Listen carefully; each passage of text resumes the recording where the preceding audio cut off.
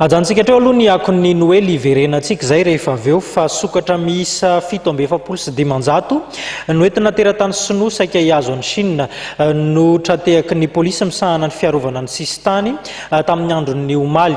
saika aondrana tao anatin'ny fiaramanidin'ny Air Madagascar ireto sokatra ireto rantsikaritra tamin'ity taona ity de maro ny teratany vahiny mikasa anondrana sokatra antsokosoko ny fanadihadinana nataony nafantarana fa mety no ny alafosany izany sokatra izany no mahatonga azy ireo manao izao asa ratsy izao.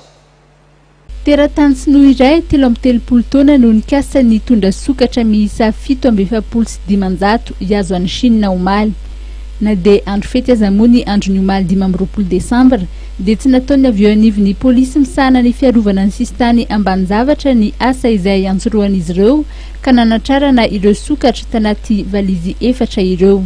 Teratany sinoa no saika hitondran'izy ireo tao anatina valizy anankiefatra ary nampiasa fomba hafa indray zany zareo nahafahana mamoaka an'izany satria olona anankiray no andeha fa nanao enregistrement olona maromaro zany hoe misy olona telo samy hafa zany misoratra amin'ireo valizy ireo valizy anankiefatra zany misy an'ilay sokatra ireo ary navarina ihany koa zany rehefa mandeha ny embarquement dia olona anankiray mitondra carte d'embarquement anankiroa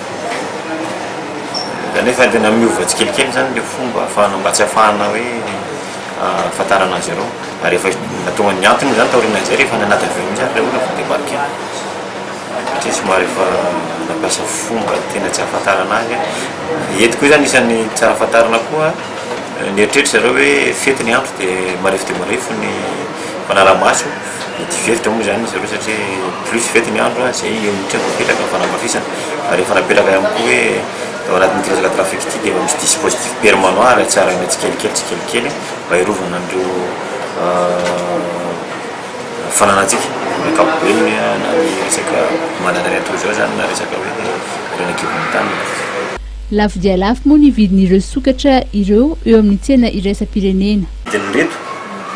dia minimum donc minimum tsy latsaky ny $1000 ny vidiny io raha sur le marché international nandrasahana zany hoe mety mahatratra ny 10 000 hatrany amin'ny 20 000 mihitsy ary ohatra kareny hoe raha espèce angonika reny resahana